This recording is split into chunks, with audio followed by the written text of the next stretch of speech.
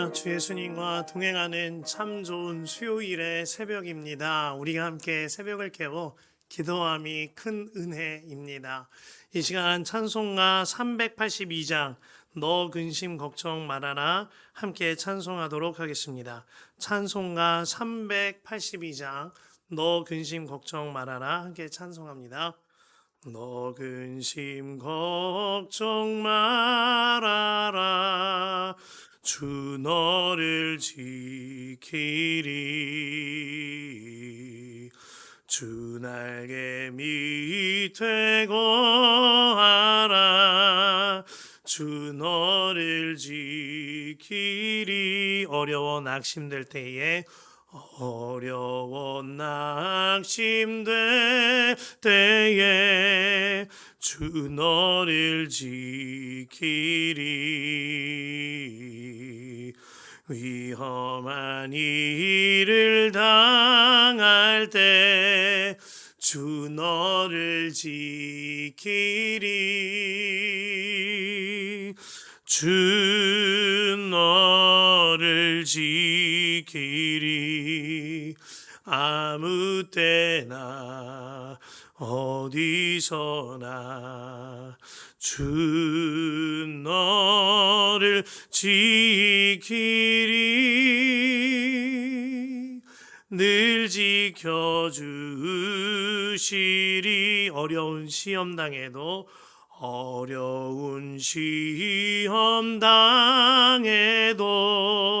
주 너를 지키리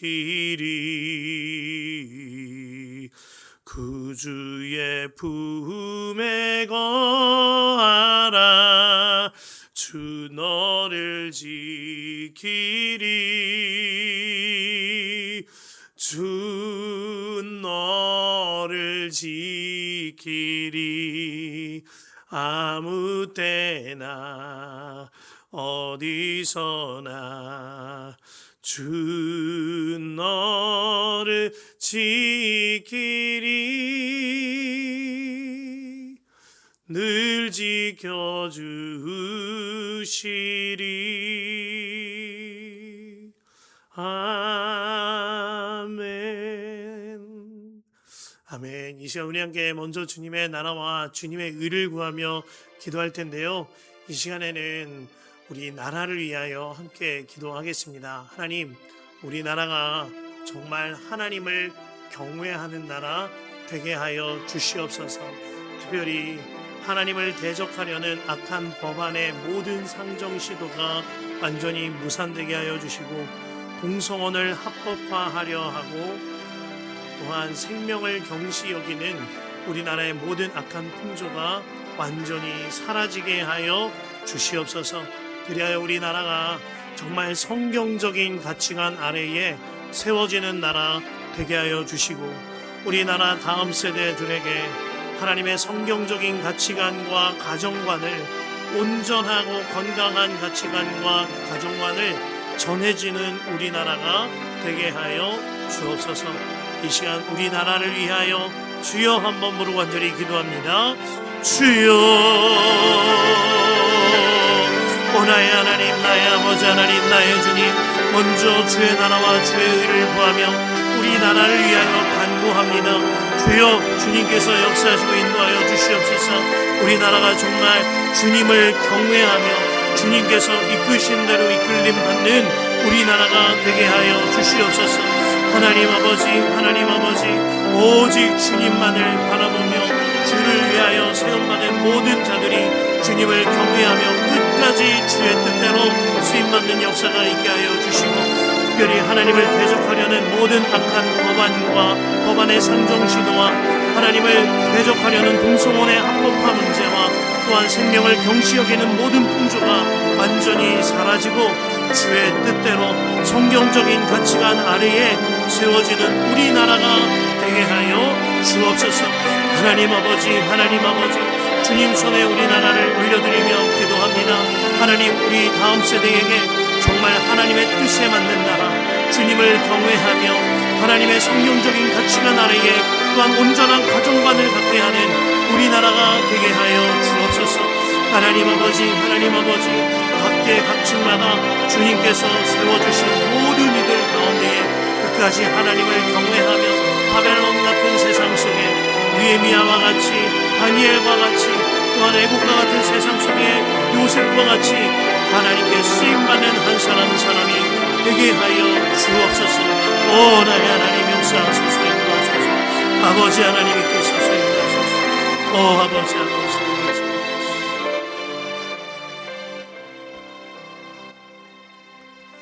사랑과 은혜가 풍성하신 하나님 아버지, 우리가 이 새벽에 먼저 주의 나라와 주의 의를 구하며 기도하게 하여 주심에 감사합니다. 하나님, 우리나라를 주님 손에 올려드리며 기도합니다. 우리나라가 정말 하나님을 경외하는 나라, 오직 주의 성경적인 가치관 아래에 세워지는 나라 되게 하여 주시옵소서. 특별히 하나님을 대적하려는 모든 법안의 상정 시도가 완전히 무산되게 하여 주시옵소서.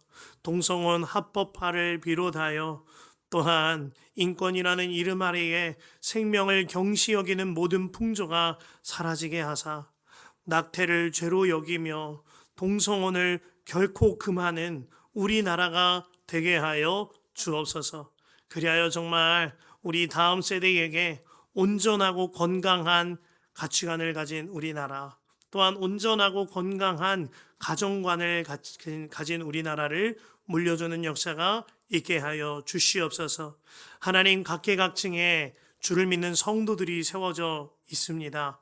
그들이 정말 주님을 경외하며 바벨론과 같은 세상 속에 다니엘과 느헤미야와 같은 한 사람으로, 애국과 같은 세상 속에 요셉과 같은 한 사람으로 귀히 쓰임받는 역사가 있게 하여 주옵소서. 하나님 감사합니다. 오늘 예레미야 애가 3장 말씀으로 우리에게 말씀하여 주실 때에 우리의 마음이 달라지고 우리의 삶이 놀랍도록 달라지는 역사가 있게 하소서. 감사하며 예수님의 이름으로 기도합니다. 아멘. 하나님께서 오늘 우리에게 허락하신 말씀은 예레미야 애가 3장의 말씀입니다. 우리 예레미야 애가 3장의 말씀 봉독은 1절부터 33절까지 함께 하도록 하겠습니다.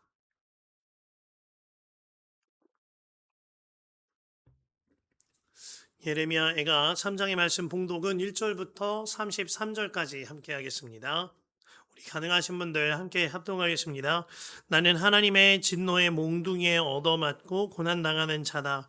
주님께서 나를 이끄시어 빛도 없는 캄캄한 곳에서 헤매게 하시고 온종일 손을 들어서 치고 또 치시는구나. 주님께서 내 살갗을 약하게 하시며 내 뼈를 꺾으시며 가난과 고생으로 나를 애우시며 죽은 지 오래된 사람처럼 흑암 속에서 살게 하신다. 내가 도망갈 수 없도록 담을 쌓아 가두시고 무거운 족쇄를 채우시며 살려달라고 소리를 높여 부르짖어도 내 기도를 듣지 않으시며 다듬은 돌로 담을 쌓아서 내 앞길을 가로막아 길을 가는 나를 괴롭히신다. 주님께서는 엎드려서 나를 노리는 곰과 같고 몰래 숨어서 나를 노리는 사자와도 같으시다. 길을 잘못 들게 하시며 내 몸을 찢으시며 나를 외롭게 하신다. 주님께서 나를 관역으로 삼아서 활을 당기신다. 주님께서 화살통에서 뽑은 화살로 내 심장을 뚫으시니 내 백성이 모두 나를 조롱하고 온종일 놀려댄다. 쓸개즙으로 나를 배불리시고 쓴쑥으로 내 배를 채우신다. 돌로 내 이를 바수시고 나의 얼굴을 땅에 비비신다. 내게서 평안을 빼앗으시니 나는 행복을 잊고 말았다. 나오느니 탄식뿐이다. 이제 내게서는 찬란함도 사라지고 주님께 두었던 마지막 희망마저 사라졌다. 내가 겪은 그 고통, 쓴쑥과 쓸개즙 같은 이 고난을 잊지 못한다. 잠시도 잊을 수 없으므로 울적한 마음을 가눌 길이 없다. 그러나 마음속으로 곰곰이 생각하며 오히려 희망을 가지는 것은 주님의 한결같은 사랑이 다함이 없고 그 긍휼이 끝이 없기 때문이다. 주님의 사랑과 긍휼이 아침마다 새롭고 주님의 신실이 큽니다. 나는 늘 말하였다. 주님은 내가 가진 모든 것, 주님은 나의 희망, 주님께서는 주님을 기다리시는 사람이나 주님을 찾는 사람에게 복을 주신다. 주님께서 구원하여 주시기를 참고 기다리는 것이 좋다. 젊은 시절에 이런 멍에를 짊어지는 것이 좋고 짊어진 멍에가 무거울 때에는 잠자코 있는 것이 좋고 어쩌면 희망이 있을지도 모르니 겸손하게 사는 것이 좋다. 때리려는 사람에게 뺨을 내주고 욕을 하거든 기꺼이 들어라. 주님께서는 우리를 언제까지나 버려두지는 않으신다. 주님께서 우리를 근심하게 하셔도 그 크신 사랑으로 우리를 불쌍히 여기신다. 우리를 괴롭히거나 근심하게 하는 것은 그분의 본심이 아니다. 아멘. 하나님의 말씀입니다.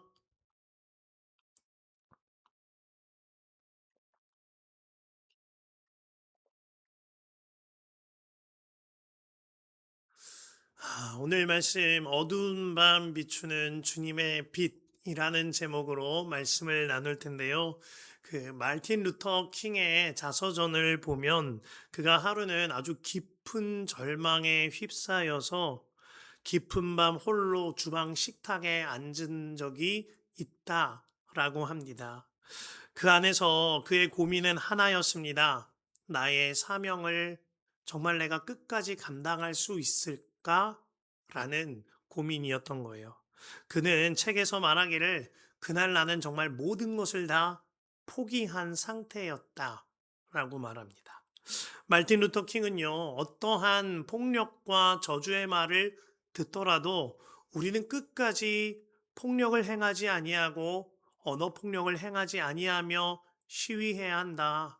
이를 통하여 사회를 달라지게 하는 것이 하나님의 뜻이라면서 흑인의 인권을 위하여 온몸 바쳐 운동을 펼쳤습니다. 하지만 이 일로 인하여 마틴 루터 킹은 백인 우월주의자들에게로부터 엄청난 협박과 고통을 겪어야 했고요. 또 한편으로는 극단적으로 경항된 흑인들로부터도 엄청난 핍박을 받아야 했습니다. 그 가운데 마틴 루터 킹 자신뿐만이 아니라 그 가족에게까지 그 협박과 어려움들이 임하게 되니 내가 정말 이 일을 다 할 수 있을까? 그 마음이 완전히 꺾여져서 깊은 우울감으로 영혼의 밤으로 향하게 되어진 겁니다. 오늘 본문에 예레미야가 꼭 이와 같은 심정이었던 것 같아요.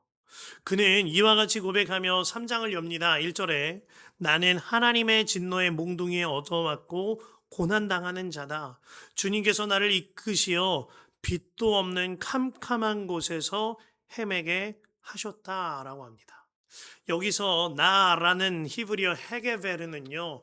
나라는 사람을 뜻함과 동시에 어떠한 강인한 용사를 의미하는 단어이기도 합니다. 정말 그랬죠. 예레미야는 강인한 용사와 같은 사람이었습니다. 하지만 연신 닥쳐오는 고난에 그 마음이 완전히 어둠 밤으로 들어가게 되어 버린 거예요. 고난은 당하는 자로서 완전한 영혼의 밤을 지나고 있는 겁니다. 5절을 보면 가난과 고생으로 나를 애우셨다라고 말하면서 6절에 죽은 지 오래된 사람처럼 흑암 속에 살게 하신다라고 했습니다. 정말 그가 깊은 흑암으로 들어가고 있는 거예요. 20절까지 예레미야와 남유다가 당한 고난에 대한 탄식이 가득해요. 17절과 18절에 내게서 평안을 빼앗으시니 나는 행복을 잊고 말았다. 나오는 이 탄식뿐이다. 이제 내게서는 찬란함도 사라지고 주님께 두었던 마지막 희망마저 사라졌다. 라고 했습니다. 이윽고 20절 말씀에 이 울적한 마음을 가눌 길이 없다. 라고 고백합니다. 예레미야가 정말 영적인 우울증에 걸려버린 상태가 된 거예요. 아무리 울고 울어도 터져버린 수도꼭지처럼 도무지 눈물을 잠글 수가 없는 겁니다. 그가 이처럼 힘겨웠던 이유는 가장 먼저는 그 눈앞에 펼쳐진 민족들의 참상 때문이었을 거예요. 바벨론에 의하여 죽임당하는 민족들을 눈으로 보아야 했습니다. 굶어 죽고 포로가 되어서 끌려가는 그 모든 상황들이 예레미야의 마음을 짓눌러 버린 거예요. 뿐만 아니라 예레미야 자신도요. 어마어마한 환난과 고통을 겪어야 했어요. 그 슬픔이 예레미야의 마음을 짓누르고 극심한 어둠으로 치닫게 한 겁니다. 무엇보다 그 안에 있는 진짜 눌림과 진짜 큰 고통은 이 모든 어려움과 환난이 하나님께로부터 우리에게 왔다라는 그 고통이었습니다. 하나님께서 우리를 버리셨고 하나님께서 우리를 징계하셨다. 이 아픔이 예레미야에게는 도무지 견딜 수 없는 아픔이었던 겁니다. 그래서 그가 오늘 예레미야 애가 3장 내내 주어를 주님께서 하셨다. 주님께서 이 고통을 주셨다.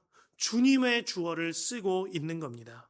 그러면서 주님께서 우리에게 이 고통을 주셨다라고 고백하는 거예요. 그러면서 18절에 말하기를 주님께 두었던 마지막 희망마저 사라졌다라고 고백하고 있는 거죠. 그런데요, 이 깊은 절망과 짓누르는 슬픔이 주님을 향한 소망과 희망으로 뒤바뀌는 전환점과 같은 말씀이 있습니다. 21절이에요. 그러나 마음속으로 곰곰이 생각하며 오히려 희망을 가지는 것은, 이 말씀 이후로요, 주님의 구원하심에 관하여 기대어 간구하게 되어집니다. 이 21절 말씀, 마음속으로 곰곰이 생각하며 오히려 희망을 거는 것은, 이것이 오늘 말씀의 전환점이 되어지는 겁니다. 그러나 마음속으로 곰곰이 생각하며, 이게 무슨 말이죠? 예레미야가 상황과 형편 속에 슬픔에 짓눌려져만 있는 것이 아니라 주님을 바라본 거예요.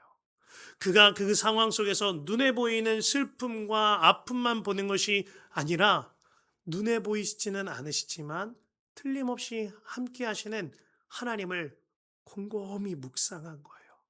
그 자리에서 상황보다 더 크신 주님을 바라보며 묵상하니 그의 마음에 놀라운 변혁이 일어나게 되어진 겁니다.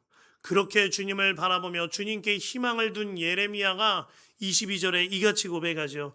주님의 한결같은 사랑이 다함없고 그 긍휼이 끝이 없기 때문이다.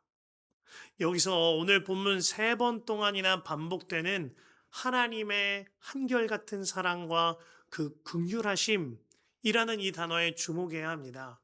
하나님의 한결같은 사랑, 우리가 너무나 잘 알고 있는 히브리어 헤세드입니다. 완전히 인자하심, 값없이 모든 것을 갚아주심, 완전한 은혜와 그 사랑을 예레미야가 보며 주님을 노래하고 있는 거예요. 또한 이 긍휼이라는 히브리어가 라하밈인데요. 이 히브리어는 어머니의 뱃속을 뜻하는 레헴에서부터 비롯된 단어입니다. 어머니는 뱃속에 있는 아기에게 모든 영양분을 공급하고 그 아기를 보호하지요. 하나님께서 이와 같이 주의 백성들을 보호하고 계시며 모든 영양분을 베푸심으로 틀림없이 하나님이 그 자녀들을 긍휼히 여기신다라는 것입니다. 지금 예레미야가 절망 속에서, 칠흑 같은 어둠 속에서 곰곰이 주님을 바라보며 묵상함으로 주님의 보호하심, 주님의 긍휼히 여기심, 주님의 그 한량없는 헤세드의 인자하심이 깨달아진 거예요. 그로 말미암아 나의 희망을 이제 하나님께 있다, 완전히 하나님만 의지하겠다, 이 고백을 하는 거죠. 설교 서두에 드렸던 마틴 루터 킹, 그의 절망을 소개해 드렸습니다. 그는 그날 모든 것을 포기할 준비가 되어져 있다라고 그랬어요. 그런데요, 그가 그날 밤에 식탁에서 하던 고민과 절망을 잠시 멈추고 하나님을 향하여 기도하기 시작했다라고 그랬어요. 이윽고 흐느끼며 눈물이 흐르고 마틴 루터 킹은 식탁에 내려와 무릎을 꿇고 하나님께 간구하기 시작합니다. 그때 주님이 응답하시더랍니다. 너는 계속 분투하라. 나는 너를 결코 떠나지 않으리라. 결코 너를 홀로 두지 않으리라. 그날 이 마틴 루터 킹이 아주 옛날 찬송가 하나를 부릅니다. 그 찬송가가 Never Alone, 절대로 혼자가 아니다 라는 제목이었어요. 그 찬송을 부를 때 그의 걱정이 노래가 되어 주님께 올려드리는 고백이 되어졌다라고 말합니다. 말틴 루터 킹에게 22절 말씀이 그대로 이루어진 겁니다. 주님의 한결같은 사랑 다하먹고 그 긍휼 끝이 없기 때문이다. 그로 인하여 그가 끝까지 사명을 감당해낼 수 있던 거죠. 오늘 예레미야는 이와 같이 기도합니다. 23절에 주님의 사랑과 긍휼이 아침마다 새롭고 주님의 신실하심이 큽니다. 24절에 나는 늘 말하였다. 주님은 내가 가진 모든 것, 주님은 나의 희망. 23절부터 24절은요, 예레미야의 경험담이에요. 한마디로 예레미야의 간증이란 말입니다. 예레미야는 주님의 사명을 감당하면서 엄청난 고난을 함께 겪어야 했습니다. 그는 고향 사람들로 인하여 배신당하였고 뿐만 아니라 성전 제사장들에게 뺨에 맞고 착고에 채워진 채로 문 앞에 오도 가도 못하는 신세가 된 일도 많습니다. 굶어 죽을 위기를 겪어야 했고 길거리에서 사람들에게 조롱과 멸시를 수없이 당해야 했어요.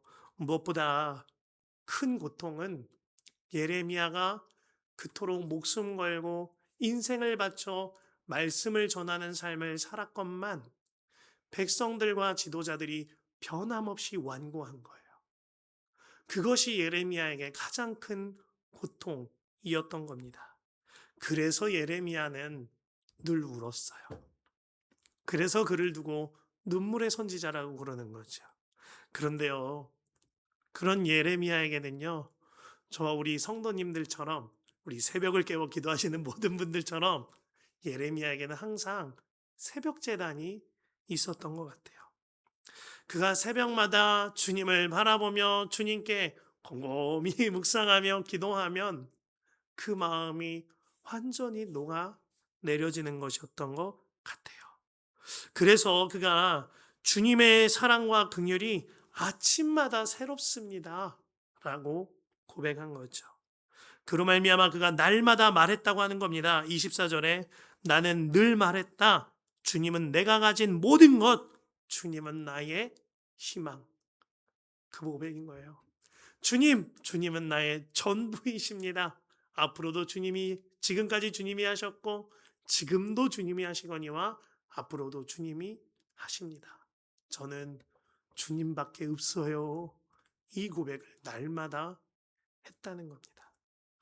그 주님이 믿어지니 25절처럼 말하는 거예요. 주님께서는 주님을 기다리는 사람이나 주님을 찾는 사람에게 복을 주신다. 26절에 주님께서 구원하여 주시기를 참고 기다리는 게 좋다. 어떤 고난 속에서도, 어떤 고독 속에서도 주님이 하여간 최고다.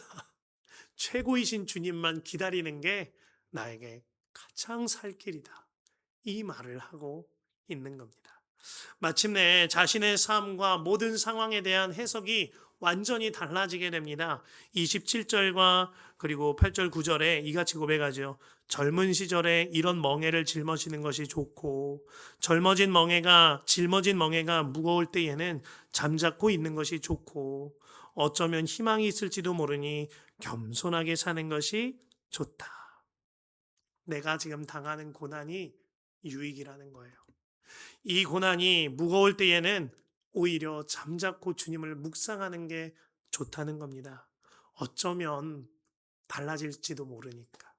어쩌면 희망이 있을지도 모르니까 그냥 겸손히 주님의 사명만 감당하는 게 좋다. 이 고백을 하고 있는 거예요. 그가 상황이 아니라 주님을 바라보며 그 마음이 완전히 녹아져 내려버린 겁니다. 30절 말씀에 심지어는 때리려는 사람에게 뺨을 대주고 욕을 하거든 기꺼이 들어라 라고 말했어요. 예레미야가 실제로 이런 일을 당했습니다. 그러나 그 일이 오히려 그에게 눌림과 아픔이 아니라 복으로 여겨지는 거예요. 어쩜 이와 같은 고백을 할 수 있는 것이지요? 그가 잠잠히 주님을 묵상하며 주님의 본심이 깨달아졌기 때문이에요. 그 주님의 본심을 고백하는 구절이 32절부터 33절이죠. 주님께서 우리를 근심하게 하셔도 그 크신 사랑으로 우리를 불쌍히 여기신다. 우리를 괴롭히거나 근심하게 하는 것은 그분의 본심이 아니다.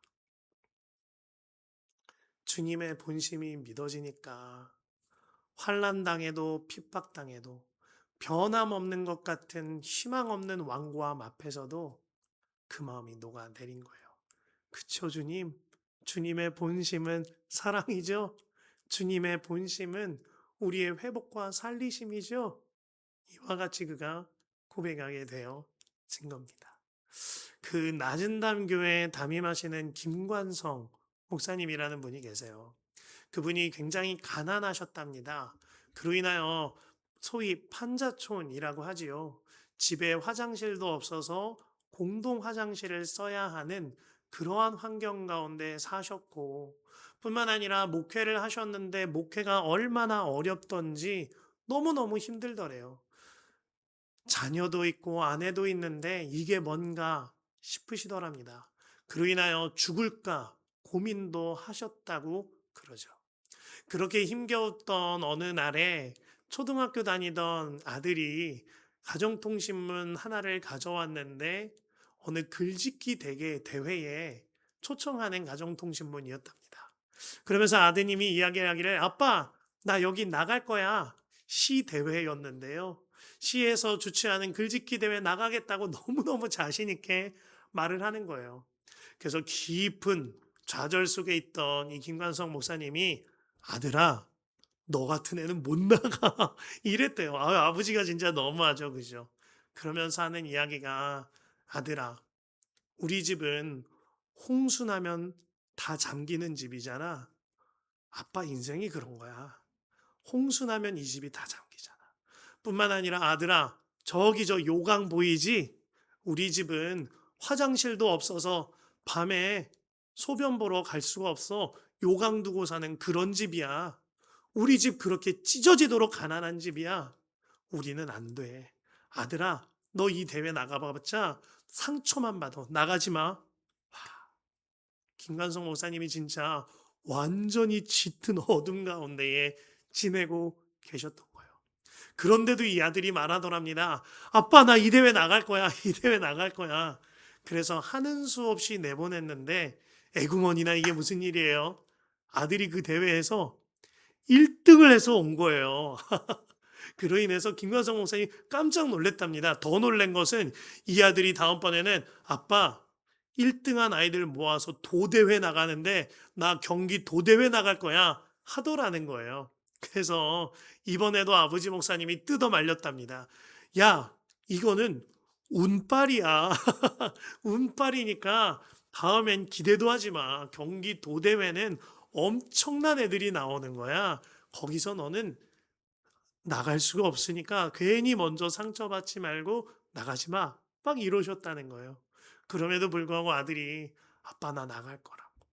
나 거기 나가고 싶다고 막 떼를 써서 내보냈어요. 근데 이게 웬일이죠? 경기도 대회 나갔는데 이 아들이 또 1등을 해서 온 거예요. 아버지가 이쯤 되니까 절망스럽고 어둠에 있는 것을 넘어서서 궁금하더랍니다. 얘가 도대체 무슨 글을 썼길래 이와 같이 1등을 할 수 있는 거지? 그래서 아이가 쓴 글을 가져와서 아버지가 읽었대요. 근데 그 글을 읽으려는데 눈물이 쏟아지더랍니다. 제목이 이거였어요. 홍수와 요강. 이런 내용입니다. 우리 아버지는 아주 작은 교회를 목회하십니다. 우리 집에는 요강이 있고 여름이면 홍수가 납니다. 그런데 저는 우리 아버지가 너무너무 자랑스럽습니다. 그런데 저는 우리 집이 좋고 우리 교회가 좋고 우리 하나님이 너무 좋습니다. 이런 내용들로 꽉 채워 있더래요. 민망하게도 아들의 글에는 맞춤법도 틀렸고 문장도 배열도 다 틀리고 글쓰기 이론적으로 보면 맞는 것이 하나도 없더랍니다. 그런데 초등학생 아이들의 글쓰기는 이 아이가 얼마나 맞춤법을 잘 맞추느냐가 아니라 그 내용에 얼마나 아름다운 내용들이 있는가. 아이들의 시선으로 얼마나 감동스러운 내용을 썼는가가 심사의 초점인지라 그 아이의 글을 보고 심사위원들이 모두 다 눈물을 훔친 거예요. 그로 인하여 그 아이가 1등을 했던 겁니다. 그 글을 읽고 아버지 목사님이 마음을 고쳐먹습니다. 그렇구나. 내 목회는 실패한 것이 아니구나. 주님 보시기에 나는 자랑스러운 아들이고 자랑스러운 종이구나. 내 아들을 통하여서 주님이 내게 말씀해 주시는구나. 그리고 다시 어둠에서 일어나 그 절망을 딛고 일어나 목회를 하셨고 지금은 너무나도 놀랍게 목회 사역을 감당하고 계세요. 목사님이요, 아들의 글을 통해서 주님의 본심을 깨달은 거예요. 그로 인하여 짙은 어둠 속에서 빛 되시는 주님을 바라보는 눈이 열려진 겁니다. 그로 인해 그가 다시 일어날 수 있던 거죠. 주님 안에 사랑하는 성도 여러분, 우리가 사명을 감당하면서도 짙은 어둠 가운데 지낼 때가 있습니다. 그때 곰곰이 주님을 묵상하며 주님을 바라보게 되시기를 바랍니다. 예레미야 29장 11절, 너희를 향한 나의 생각을 내가 아나니 평안이요 재앙이 아니니라, 너희에게 미래와 희망을 주는 것이니라. 주님이 지금도 말씀하고 계세요. 그 주님을 오늘 새벽과 매일마다 경험하게 되시는 저와 여러분 되기를 간절히 축원합니다. 말씀 붙들고 두 번에 나눠 기도합니다. 21절부터 24절이에요. 그러나 마음속으로 곰곰이 생각하며 오히려 희망을 가지는 것은 주님의 한결같은 사랑이 다함이 없고 그 긍휼이 끝이 없기 때문이다. 주님의 사랑과 긍휼이 아침마다 새롭고 주님의 신실이 큽니다. 나는 늘 말하였다. 주님은 내가 가진 모든 것, 주님은 나의 희망. 주님, 우리가 사명을 감당하면서도 이따금 어둠을 지날 때가 있습니다. 그때에 우리의 빛이 되시고 희망이 되시는 주님을 바라보는 눈이 열려지게 하소서. 그리하여 이제는 정말 주님과 함께 걷는 그 희망찬 걸음으로 주님과 함께 사는 그 행복한 길로 인도함 받게 하여 주옵소서. 주여, 머무란절히 기도합니다. 주여, 오 나의 하나님, 나의 하나님, 나의 주님, 우리가 어둠을 지날 때에, 사명을 감당하면서도 어둠을 지날 때에, 그때에 마음속으로 곰곰이 생각하며 오히려 희망을 가지는 것은 이 말씀이 그대로 우리에게 이루어지게 하여 주시옵소서. 어둠 가운데 거할 때에도 우리 인생의 빛 되시는 주님을 바라보는 눈이 열려지게 하소서. 그리하여 정말 우리가 주와 동행하는 그 희망찬 걸음으로, 주와 함께 사는 그 행복한 삶으로 인도함 받게 하여 주옵소서. 상황이 그대로일지라도, 형편이 그대로일지라도 주님은 나를 사랑하시니 주님께 내 모든 희망이 있으니 오직 주만 바라보며 주님은 내가 가진 모든 것, 주님은 나의 희망, 이 말씀이 내 말씀 되게 하여 주시옵소서. 아버지 역사소서, 인도하소서, 인도하소서. 오 아버지 하나님, 두 번째로 기도하신 후에 주님께서 이끄시는 대로 이끌림 받아 기도하겠습니다. 32절과 33절이에요. 주님께서 우리를 근심하게 하셔도 그 크신 사랑으로 우리를 불쌍히 여기신다. 우리를 괴롭히거나 근심하게 하는 것은 그분의 본심이 아니다. 기도하십시다. 하나님, 고통 속에서, 어둠 속에서 오히려 주님의 본심이 깨달아지는 역사가 있게 하소서. 그리하여 주님의 본심, 주님의 사랑이 믿어짐으로 주님과 동행하는 하나님의 나라를 살게 하소서. 주여, 한번 간절히 기도합니다. 주여, 오 나의 하나님, 나의 하나님, 나의 하나님, 주님께서 우리를 근심하게 하셔도 그 크신 사랑으로 우리를 불쌍히 여기신다. 우리를 괴롭히거나 근심하게 하는 것은 그분의 본심이 아니라 아멘입니다. 하나님, 이 말씀 그대로가 우리에게 믿어지게 하여 주시옵소서. 그리하여 고통 속에서도 흑암 속에서도 오히려 주님의 본심이 깨달아지게 하여 주시고 주의 사랑이 믿어짐으로 주님과 동행하는 하나님의 나라를 살게 하여 주옵소서. 나의 하나님